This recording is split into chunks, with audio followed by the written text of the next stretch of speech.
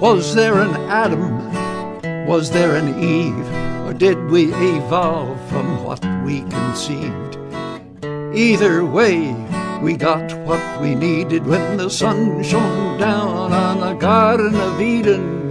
Don't you know we're gonna have a Solartopia, Solartopia, Solartopia. Don't you know we're gonna have a Solartopia all over God's green world? Well, we bit that apple and the garden was lost, and so we had to work to pay the cost. And so we went digging into the ground and started to burn many things we found. But don't you know we're gonna have a Solartopia, Solartopia, Solartopia. Don't you know we're gonna have a Solartopia all over God's green world? The Solartopia song, and we're back for another hour. Solartopia Green Power and Wellness Show here on Progressive Radio Network. Great to be with you all. We got a great show today. We're going to talk first with Molly Basler and Natalie from Los Angeles. We're going to talk about the big climate march coming up tomorrow, Friday, and the strike and all the global warming stuff. And then we're going to be joined by Joe DEMARR. Joe, are you with us? Yeah, I'm here, Harvey. Okay, Joe is in Toledo, Bowling Green, rather, and we're going to talk about what's going on in Ohio, which ain't pretty. But, Natalie, you are with the Sunrise Movement. You are a great activist. I've had you on various shows many times. Tell us what's going to be happening this Friday all over the country, I guess all over the world. Yeah, so I'm also here with one of my fellow hub members, Noah. Okay. And so what's going to be happening this Friday is it's going to be a global strike for climate, which is, so youth everywhere are going to be walking out of school, adults are going to be walking out of work, and everyone, the major event that's happening in LA is going to be a rally that's going to start in Pershing Square at noon. And so it's really just our way of all showing that, like, we need to demand for action, and if we all end up disrupting the system by everyone just walking out of where they're supposed to be, then we think we're just trying to use that to put pressure on these people to act. Well, what do you want people to do? What are you asking the world to do with this global climate march? What is your program? We're trying to get as many people as possible to come out to disrupt sort of the day-to-day flow of life, to get attention, to show that there are millions of people all over the world supporting this movement, because we need to. Right now, the amount of indifferent people are outnumbering the people who are destroying the climate and the people who are activists combined. And since there's power in numbers, we're trying to sort of break through the indifference and get everybody out here so that we can make a true difference in what's going on, because now is kind of our last chance. Okay, so what do we want people to do? What is the specific program that we want done? So what we're asking is, if possible, for students to walk out of school, for students to be striking from school on this Friday, and from the same thing for workers, if they can get out of work, to just walk out, to strike from their jobs, and to also to join us at our main rally. But even regardless of that, the power is less in the rally and more in the actual act of striking, because workers and students and the labor that is done by the masses every day is super crucial. And when that mass of labor disappears, it really shows the people in power that change needs to happen. And what we're asking for individuals is, there's over 2,500 strikes planned in over 120 countries, so find the strike closest to you and participate if you can. Well, it's fantastic. I think it's an amazing event. You should be very proud. It's going to have a huge impact. Molly Basler, you are with the, tell us what you're with, and Tell us what your demand is. Molly? Who are you talking to, Harvey? You, Molly. I'm talking to you. Oh, I'm sorry. I'm sorry. The volume is very low. My name is Molly Basler. I'm an activist. Also, I'm marching on Friday as an activist downtown LA. So we're bringing a big group down there. So I'm a climate reality leader, and I've created the Green Dream campaign, which Harvey, you were a part of on April 27th when we launched it. And the Green Dream campaign is focused on the Democratic Party, individual clubs, meetings, parties, conventions, all throughout California. I'm asking the Democratic Party to be green and sustainable in every action that we take. And the companies that we do business with need to be green and sustainable, from the paper we get printed at a green printer to the products we use. And I'm trying to get all the clubs to go plastic-free, no more vegan options, so there's not so much meat and dairy, organic choices, buying products at farmers markets, so we're buying locally, supporting the green movement on a grassroots level, and I want to go towards even the capital.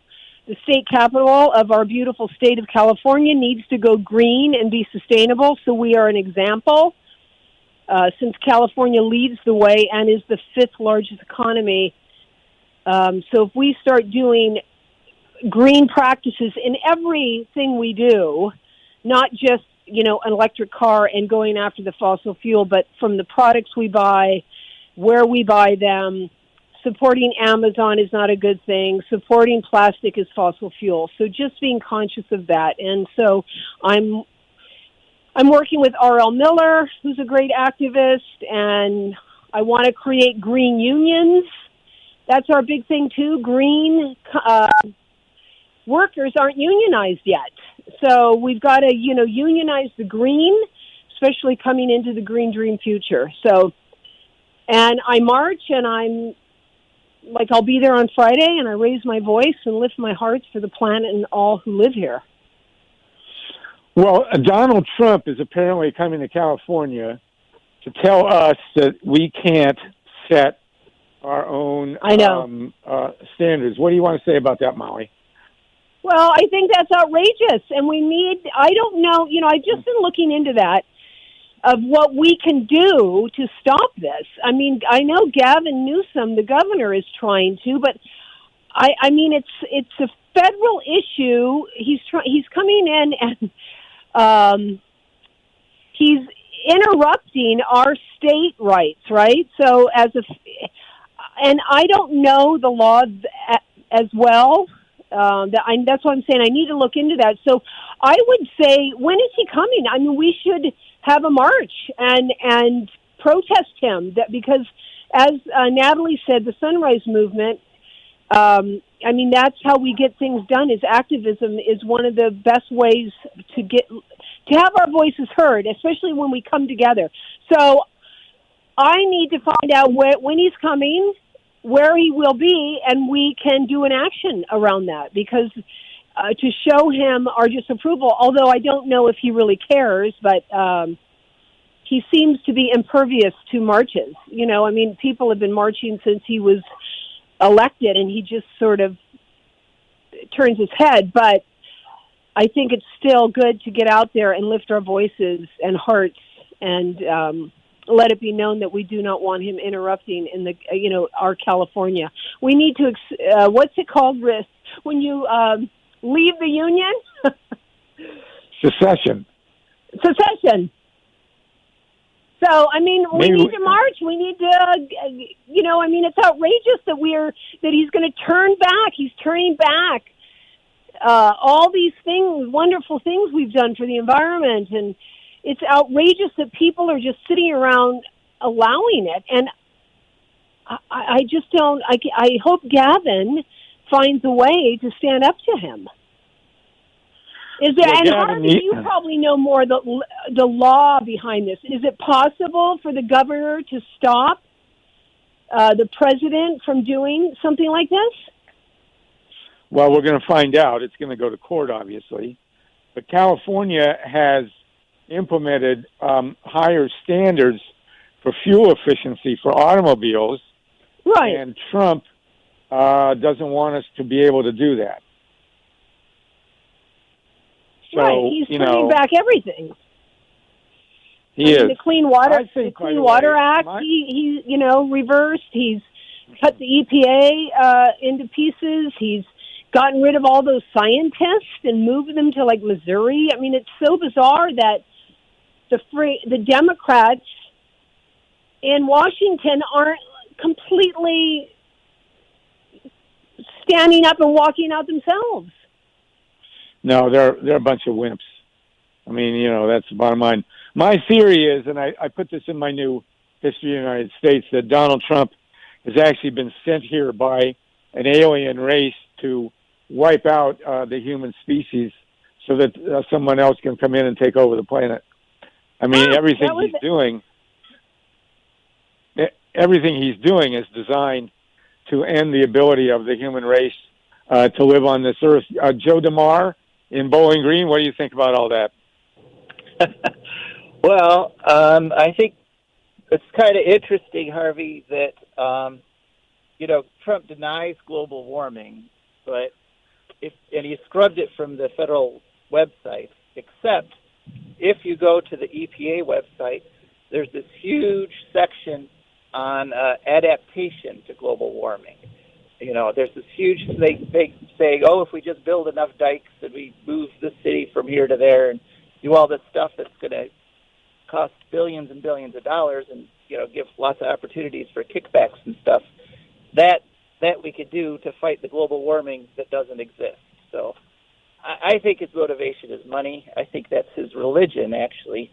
I don't think he's preparing the planet for aliens. At least I hope not.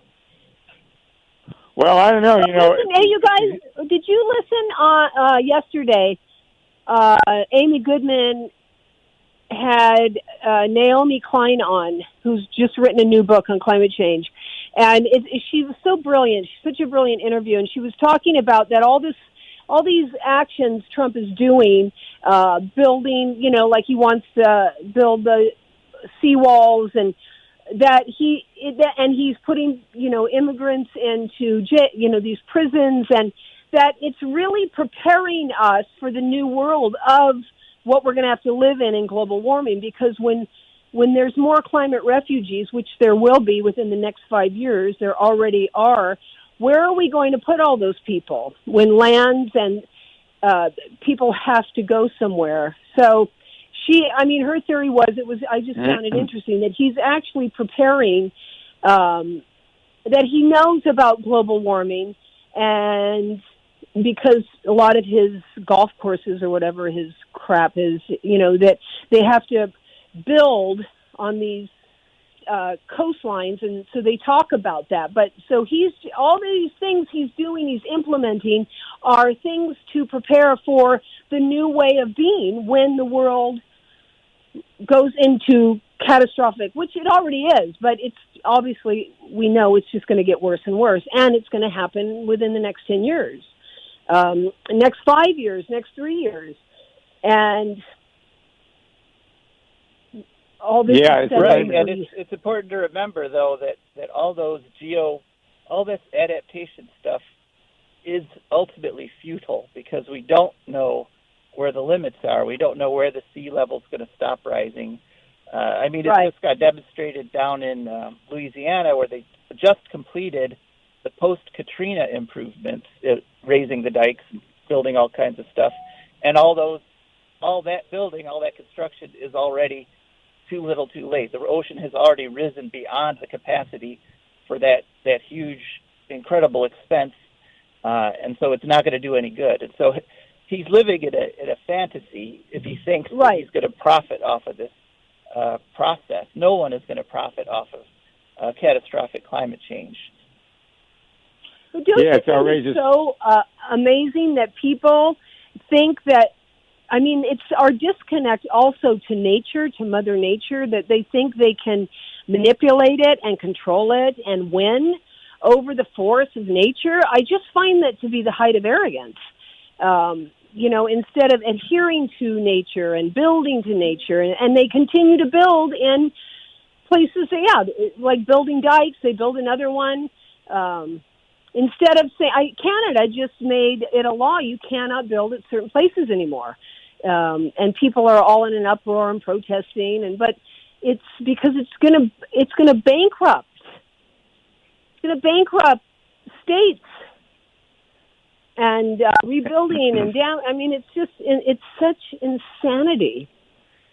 And human beings. Yes, indeed, it is. Pardon? Natalie, do you want to jump in on this from Sunrise? Hey, sorry, what's the question? Do you want to jump in on this dialogue? What are you thinking about Trump and climate change? Oh, yeah. I mean, well, obviously, he's not helping, that's for sure.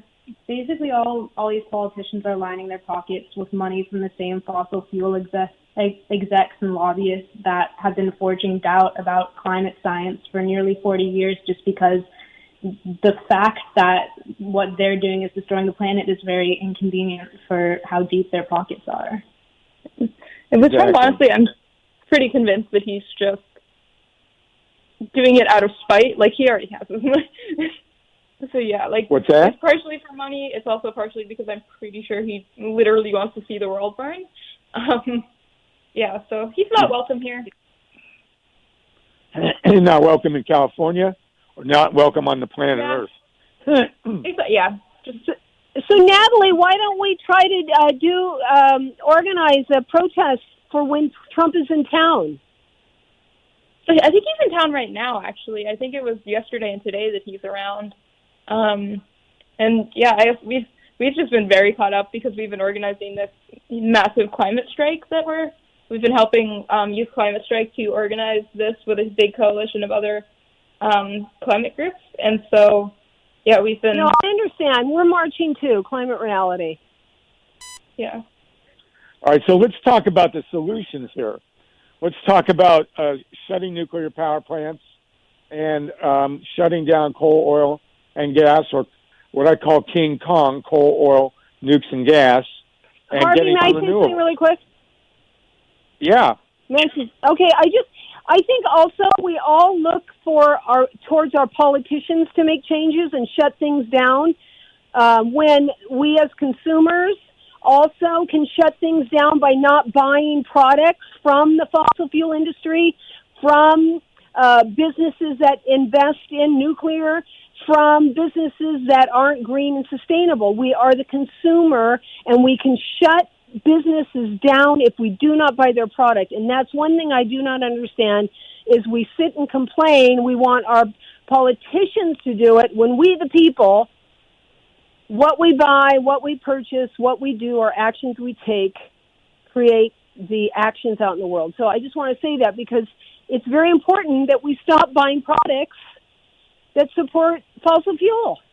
So, I mean, we can all get electric cars and stop buying plastic, and then they're going to have to adhere to a green future.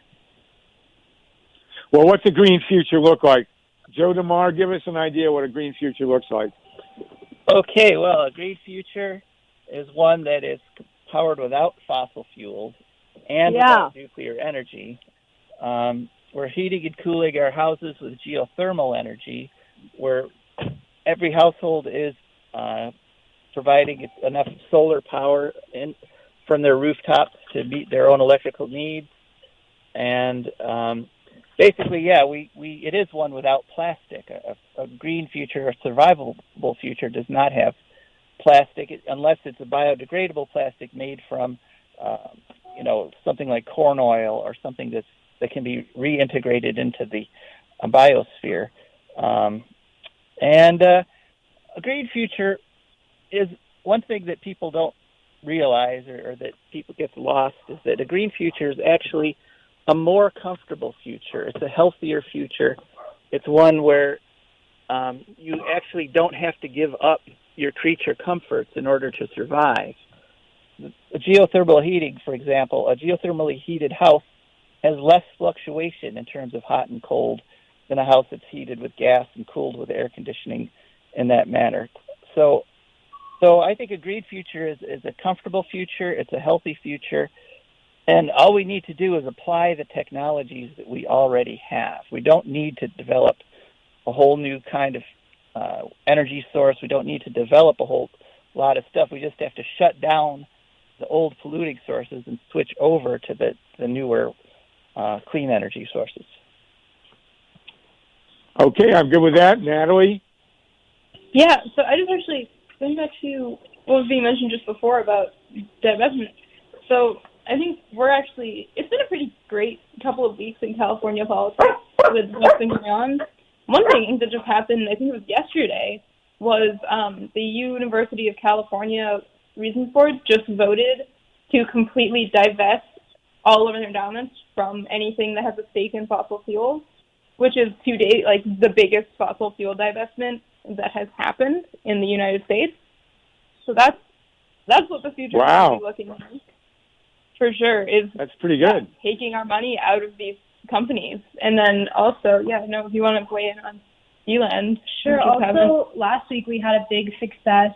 Sunrise LA did a rally outside of LADWP because they were considering a project that is going to be one of the biggest solar projects in the history of the United States, and so we were encouraging them to pass it because it was also the lowest rate. It's going to be the cheapest solar that's ever happened. Not just the cheapest solar, but it is cheaper than coal. It is cheaper than natural gas. It is cheaper than nuclear. It is cheaper than any other energy source. It's like, right here's something like 2 cents per kilowatt hour. Exactly. It was it's a great deal. And so we had over 40 people speaking in the general comment section, and the Board of Commissioners approved it unanimously, and so that was really exciting. So this is to give a little bit of context on the scale of this. This is a solar and battery power plant that is going to provide something on the magnitude of something like 7% of the electricity for the entire city of LA. So it might be the biggest. I think if approved, might be the biggest solar battery plant in the United States. And where is it going to be? It's going to be, I forget the exact location, somewhere near LA. It's going to be out in the desert. Yeah. Lots of good sun. Wow. But yeah, that was that's a big victory, and that's moving on to city council now, but we are expecting it to go through. So yeah, more stuff like that, more divestment from fossil fuels, getting a Green New Deal to make sure we have a just transition so that people working on, that was another important part of the Eland project, is it included a project labor agreement so that they're working with unions to ensure that people actually get good paying union jobs while working on these solar plants, which is like a really good model of what we want the just transition to be looking like. Molly, you've been following that. What do you think? Molly Basil, are you still with us? Oh, yeah, I'm sorry. I had my mute on. Sorry. What's the date? The problem is some of these dates are so far out. I mean, like Kevin De Leon's bill, SB 100, is for like 2050, and we don't have that time. DWP seems to also, I don't know what the time is, but it's got to be at least 2030 or sooner, because even 2040 doesn't work. And that's where we've got to get into action to change these dates. And, Naomi Klein talked about this too, that some humans, we obviously are activists, we have a real hard time as a species really understanding what's in front of us with the global warming, with the planet warming up. We don't see future disasters. We're incapable of that in our mind, the way our minds are set up. I found it fascinating, and that's why some people, they're lollygagging rather than getting into quick action that needs to be done tomorrow, and like even with the nuclear plants, they're a complete disaster waiting to happen, and Newsom isn't even moving on it, and closing them down and just shutting it down like one full swoop, and then getting the people in new jobs. I mean, we make it as difficult as we make it, So that's also frustrating because so many people just are too slow. Yeah, it's outrageous. All right, let's talk a bit now. Joe DEMARR, and stick with us, you California folks, because this is going to all tie together. Joe DEMARR in Bowling Green, tell us what's going on in Ohio with the 2 nuclear plants there and this horrendous AB6 bailout. It's really complicated, so take it from start to finish. Okay, well, and it's the whole controversy is around House Bill 6, HB 6, which was a bill that originally started out as a nuclear power plant bailout for FirstEnergy Corporation. They own 2 plants. Well, actually, they've divested it to FirstEnergy Solutions, but that's sort of a clone of FirstEnergy. They own 2 plants, Davis, Bessie, and Perry, on Lake Erie here in Ohio. And so what they are doing is they forced a law through that adds a charge to every Ohioan's electric bill, and that charge goes to the companies that own the nuclear plants, and it also goes to companies that own 2 coal plants, one in Ohio and one in Indiana. And the reason the coal plants got tossed in was just very simply to buy off the companies like American Electric Power and Dayton Power and Light that had a stake in those coal plants and originally opposed HB 6, because HB 6 picks winners and losers in the energy market in Ohio. Right now, Ohio has a competitive energy market, and nuclear has been losing. Even coal has been losing. But what this bill does is it adds charges to the Ohioans' bill that bails out coal and bails out nuclear, and it cuts all the funding, the renewable energy portfolio credits, and the straight-out funding for energy efficiency and renewable energy in Ohio. So it very directly cuts out wind and solar and energy efficiency, and instead it funds nuclear and coal. And the battle to get this through the legislature, there were numerous hearings, and everyone in Ohio opposed it. I mean, we're talking 90% of the testimony in these hearings was in opposition, and we had everyone from the Green Party to the Libertarian Party to the Ohio Manufacturers Association to the Sierra Club to the NRDC. Everybody hated it except FirstEnergy Solutions, and the communities that directly get payments from the nuke plants. But one of the proponents, Larry Householder, who is the Speaker of the House, who was the one who pushed the bill through the House, he gets massive campaign donations from FirstEnergy, and he used those donations. He's been using those donations to promote House Bill 6. So the bill passed, the governor signed it, but right now there is a referendum effort underway that would, if it's successful, it would put House Bill 6 on the ballot as a referendum, and then the people of Ohio could actually vote it down. They could override the governor and override the legislature and eliminate House Bill 6 in the November 2020 election. But it has, however, here in Ohio, it has gotten extremely ugly because the proponents of House Bill 6, the ones that are going to profit from it directly, don't want to lose that $1.5 billion bailout. And so what they've done is they have begun to hire blockers. And these blockers are essentially thugs. And what they're doing is going and harassing the people that are trying to gather the necessary petition signatures to put House Bill 6 on the ballot as a referendum. And if they spot them at public events, they show up and they surround them and they try to make sure that nobody gets to the petitioner without going through a blocker first. They're yelling at people who are about to sign a petition, screaming out lies, saying, "Don't sign that. You're giving Ohio's grid to the Chinese." They've done a statewide mailing to all the registered voters, claiming that this whole thing, this battle against House Bill 6, is a battle to give our grid, Ohio's grid, to the Chinese. And it's a completely baseless accusation, and they don't even bother to justify it or support it.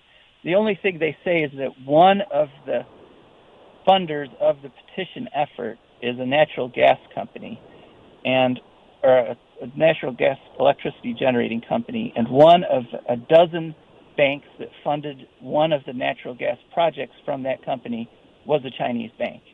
The other dozen or so were from all over the world, Switzerland, France, lots of U.S. banks.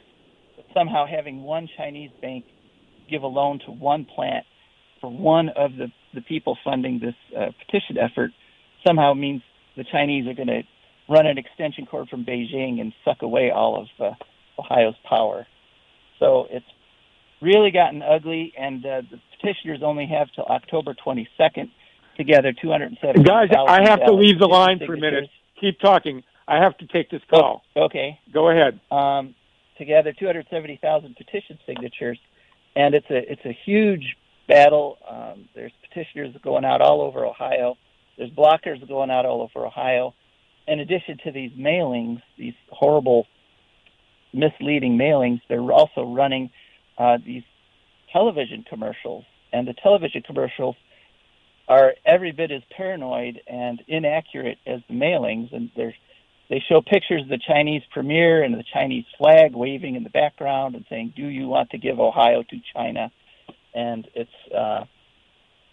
just a terrible isn't there, what about the opposing, the people, isn't there an opposition to these blockers and this that can, then do a counterattack? I mean, I don't like to use that word attack because I think the more, we say that it creates energy, it doesn't create good energy, but like to go against them and lift the voice for the green, to educate people that this isn't true. I mean, and how can people actually believe that Ohio is going to be sold to China? I mean, it's so interesting how people are so quickly to be instilled with fear and believe the guys that are bad for the environment. Well, my impression, and I'm just going off what I see personally here in Ohio, is that it's only about 20% that are buying it. That about 20% are saying, "Oh man, it's in a postcard that came by my mailbox. It must be true." Then there's about 30-40% that understand the whole thing is a hoax, that it's lies, that this is a gross exaggeration, and some of those people are very eager to sign the petitions once they hear, "Oh, House Bill 6, yes, let me come sign that." But then there's that section in the middle, the remaining 30-40%, that because there's controversy, because there's two sides, and they're hearing two sides, just want to back off and not make any decision and not take any action. And so it makes gathering the petition signatures very difficult. And I think that the forces that you're talking about, they're the ones trying to get the petition signatures. That's what has to happen by October 22nd, or HB 6 goes into law, goes into effect, and FirstEnergy gets their $1.5 billion, and the coal companies get their bailout, and wind and solar essentially lose all their funding in Ohio. Yeah, but do you have in Ohio, is there a strong green activism group that can go up against these people who are supporting this bill to go through, and then create opposition, create a protest, get the people riled up, go door to door if necessary, have town halls? Well, I think that effort is starting to coalesce, but I mean it gets a little problematic if you've got people gathering petition signatures, then you've got blockers blocking them, and then you've got more people trying to block the blockers. It gets very sounds like a board game. No. Yeah, I mean this is very much dollars versus democracy, because the polls when HB 6 passed showed that 3/4 of Ohioans opposed HB 6, and as I said, everybody across the board opposed it except FirstEnergy and their immediate allies in this. There's starting to be some response from civil society, like the Sierra Club starting to do some stuff in Ohio in support of it, but it's very difficult to get going. Don't you? I find it so fascinating that, the Democrats and the Republicans and, the fact that there's this existential threat to our existence, and that there's a group of people that are still so stuck. They're so afraid to let go of to me, it's all about evolution. Like, there's some of us who are evolving and moving forward, right? And moving into a green way of living and accepting changes to adhere to how we are to survive. That's what animals are supposed to do. They adapt to their environment. And then there's some who are not willing to evolve, and they want to stay stuck in the dirty energy. It's so fascinating to me that some of us, just move forward and accept and know it's the best way. And then there's these people who are still locked into coal and nuclear. And I mean, it seems so archaic and so barbaric to me. It's the fact that we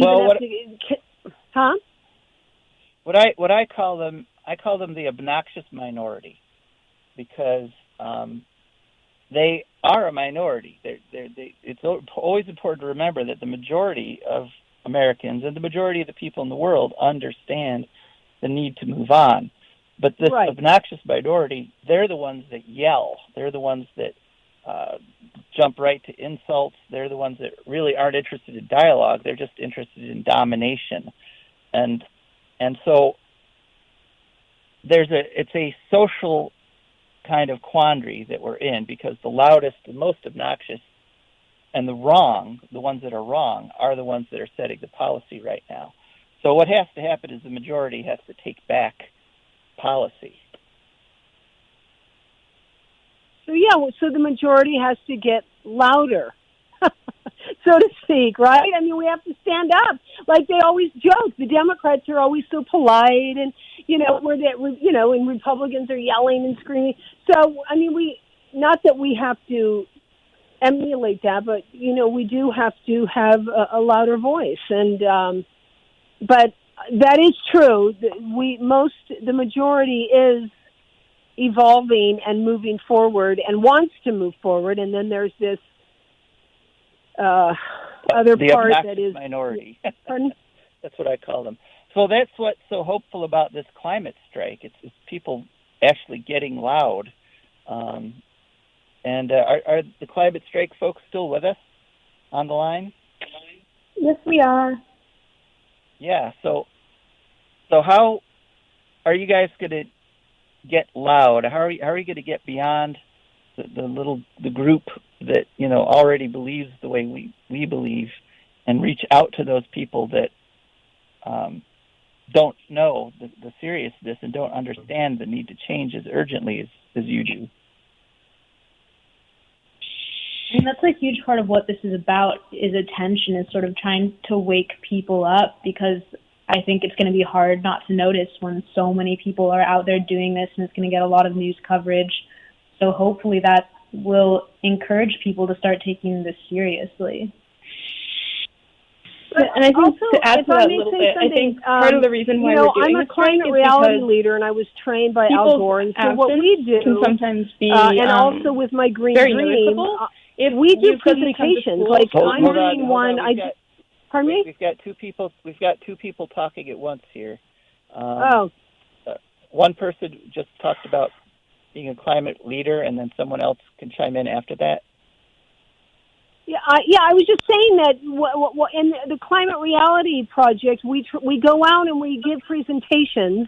We also are activists, and we march and lift our voices. But we go to businesses, and I go to schools and churches, and I go and talk about green living wherever I go, and I give people direct actions they can take to go green. So I went to. Pardon me? So that's great. So now I'm back. Did the other gal jump in who was talking earlier? Yeah, Natalie. So I was just saying that I think part of the reason, because for the specific tactic of the climate strike is, for example, like if you're a high schooler and you come to school one day and you realize that half of your classmates are gone, regardless of what your views are, and these classmates, most of them have been talking about this. So it's a way to kind of give people like a thing to talk about, a thing, hey, you can do this one action.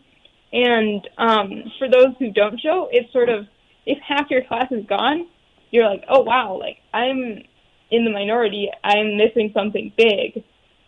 Things are happening right now. And that's sort of really noticeable. If someone really crucial in your company is missing for a day, you're going to notice that. And you're going to be like, wow, if this person is doing it, maybe I should be doing it too. And it really raises awareness of just how serious this is, especially when it comes to workers. Like, these people are willing to sacrifice a whole day's worth of pay just to be out in the streets trying to fight for something.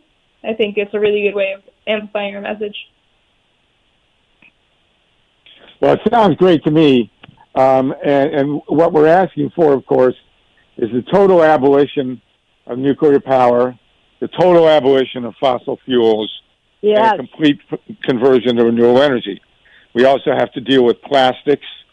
We have to deal with recycling. And to me, the number one cure... Food production. Well, tell us about food, Molly. Talk to us about food. Well, meat and dairy industry is, a huge factor in climate change. Deforestation. Look at what's going on in the Amazon and Brazil. They're clearing that for cattle. Cattle produces methane. Then we could be feeding the planet with the corn we feed to livestock. It's a filthy way to also raise animals. It pollutes the water. I'm also an animal activist and a vegan. I don't wear animals. I don't eat them. And I've been a vegan about 10 years. So animal production, I'm sure as a species, one day we will not eat animals because it's very barbaric. But as long as we are, if they're in small family farms, that's a whole different thing. But the meat and dairy is part of the fossil fuel, which is part of the pharmaceutical, because the pharmaceutical company sells the meat and dairy tons of antibiotics to give to the animals. People are eating these animals, getting sick. The pharmaceutical gives them drugs. I mean, we live in a country that makes money from killing us and the planet and animals. I mean, it's so outrageous. It actually, when I talk about it, it just makes me sick. We're a country, and that everybody just buys into it and goes along as business as usual and buys their steak and their this and that, and continues to support companies, billion-dollar industries. The richest industries in our country are the ones that are killing the planet and all of us. Don't you find that? What are we going to do about it? What am I going to do about it? What are we going to do about it? On a grassroots, pardon me? What are we going to do about it? Well, we have to vote in. We, as consumers, need to stop supporting these companies. We need to be conscious and change the way we do things in every aspect. That's what I mean. I wrote, there's a Democratic club this weekend that's having a fundraiser. So I'm making sure it's green and sustainable. and then talking about this to everybody. So we go on a grassroots level, and then we have to vote in green and sustainable politicians and hold them accountable. So if you see a politician who pulls up in a big Escalade SUV, fossil fuel, go up to that politician. If they're drinking out of a plastic bottle, say something. You know, Autumn Burke, Senator Ben Allen tried to pass SB 54 a couple of days ago. It didn't pass in the Senate and it was plastic. It was regulating single-use plastic here in LA because Ben Allen knows how. I mean, we're gonna suffocate on plastic, and it didn't pass. And so I called. You can get a list of the politicians who voted against it. And I talked to Senator Allen and Sam Liu, his chief of staff, and they said you must, when we as activists on the ground need to go up to these politicians, go to their office, make phone calls. Like Sunrise Movement sat in Nancy Pelosi's office. I thought that was brilliant. We need more of that. And remember a couple. Well, I don't know how long. And I have to jump in a little bit here, Harvey, because go ahead. I'm a green, literally a green political party member, as opposed to a Democrat, and I personally believe that having a party that has clearly stated principles like ecological wisdom, the way the Green Party does, is a necessary part of that, of electing the green politicians. Yeah, that's true, yes. Because without those clearly stated principles, every issue becomes a question of relative benefit versus relative loss, and we're beyond the point of that kind of nicety, that kind of negotiation. We simply have to stop putting carbon in the air. We have to stop building these nuke plants, which are going to pollute the environment with nuclear radiation. We're past the point of relativism in environmental politics. Right, that's true.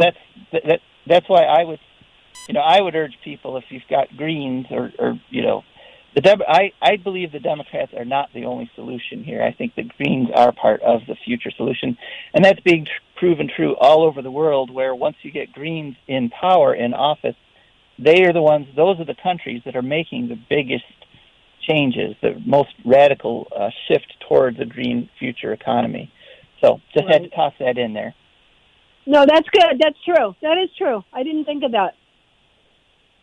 So that is true. I should join the Green Party. Yeah, absolutely. Yeah. We're having a great round table here. Natalie from Sunrise, Molly Basler from the Green. Dream. It's not, what's that?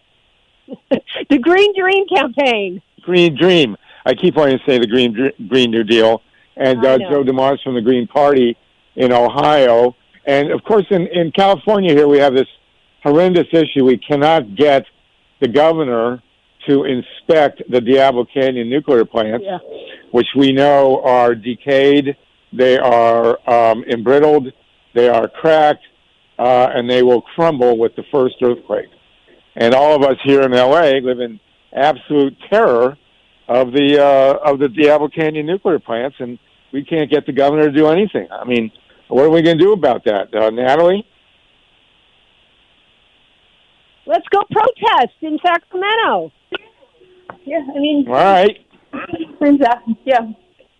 Got to have the people power. Well, we have a petition that's circulating with some very famous people who have signed on. And, we just got to keep at it and get this done, because if we don't, we're all toast, as they say. Hey, Harvey, Gavin has turned to be such a wimp. I thought he had all promised you and a few other activists around the nuclear plant that he was going to shut it down. Didn't he give a date even? Well, yeah, the date is 24 and 25. Okay, too long, there was a deal signed to shut Diablo Canyon in 2024. and 2025, but that's too far off. We can't wait 4 or 5 years for the San Andreas Fault to go off. If the San Andreas Fault goes off and reduces those plants to rubble, a radioactive cloud will come pouring down to Los Angeles, and we're all dead. Yep. So, no, I agree. We should go up to Sacramento and sit in the Capitol and do what you guys did at Nancy Pelosi's. And if we have to sit there for 2 days, I'll do it. Let's do that. Let's carpool up there. Absolutely. So we can talk about that after. Yeah, we should do that. Joe DeMar in Ohio, what do you think is going to happen with this referendum? With HB6? Yeah. I really don't know. At this point, it's too early to make a prediction. That the petitioning is ramping up. The blocking is ramping up. The issue is really polarizing Ohio because a lot of people are seeing these horrible ads and immediately go into one pole or the other.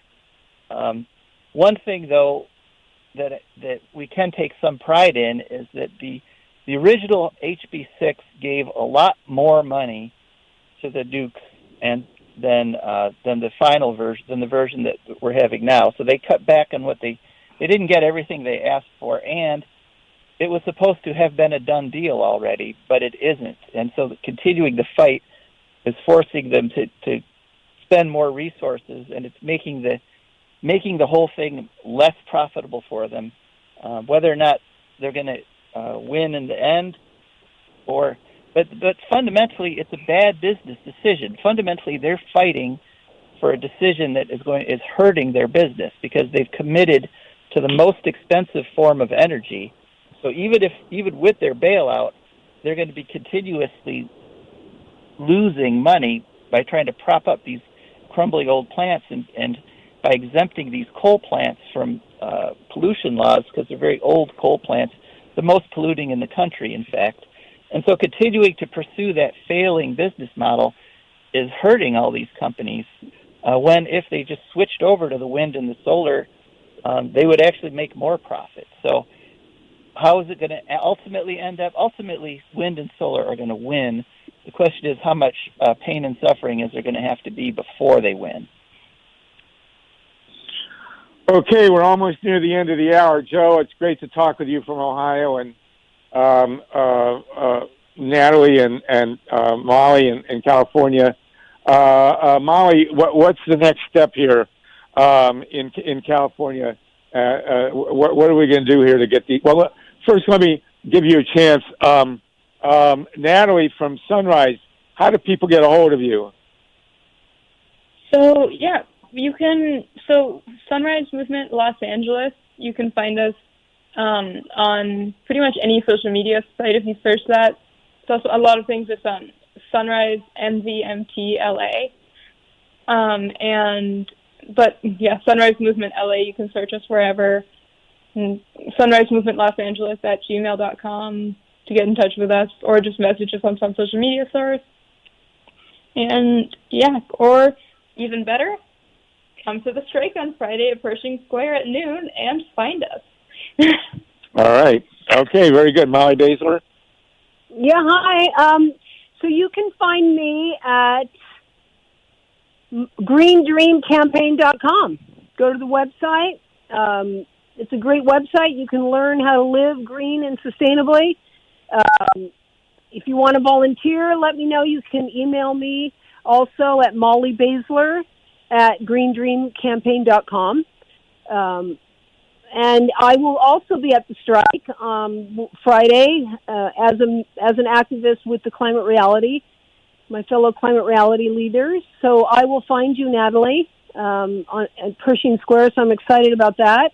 And just as much action as every person can do, it's important to move forward together and don't support companies that are hurting the planet and people and animals, support what is good and right for all. Okay, Joe DeMarr.